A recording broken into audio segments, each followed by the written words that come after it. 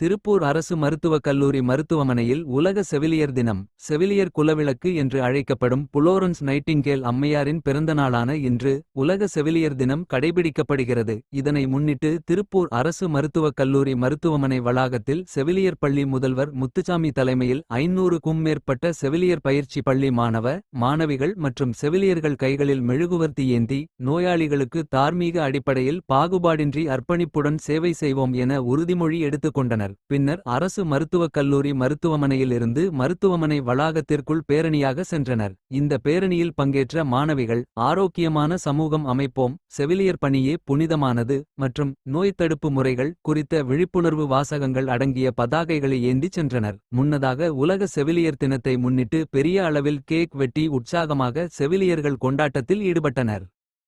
கீதா அரசு மருத்துவக் கல்லூரி மருத்துவமனையில் செவிலியராக பணியாற்றி வருகிறேன். உலக சர்வதேச செவிலியர் தின விழாவில் இன்று திருப்பூர் அரசு மருத்துவக் கல்லூரி மருத்துவமனையில் பணிபுரியும் செவிலியர்கள் மற்றும் செவிலிய போதகர்கள், செவிலிய கண்காணிப்பாளர்கள் மற்றும் செவிலிய மாணவர்கள் அனைவரும் இந்த இனிய உயர்ந்த நாளை மிகவும் மகிழ்வுடன் கொண்டாடி வருகிறோம். அனைவருக்கும் அர்ப்பணிப்புடன் பணியாற்றும் செவிலிய பணியினை மேம்படுத்தும் விதமாக இந்த வருட தீமான our nurses our future, empowered nurses day save lives என்ற தீமிற்கு ஏற்றவாறு நாங்கள் அனைவரும் பணியாற்றி வருகிறோம். ஆனால் 24 மணி நேரமும் இரவு பகல் பாராமல் செவிலியர்களாகிய நாங்கள் நோயாளிகளின் பிணி தீர்க்கும் பணியில் அயராது பாடுபட்டு வருகிறோம்.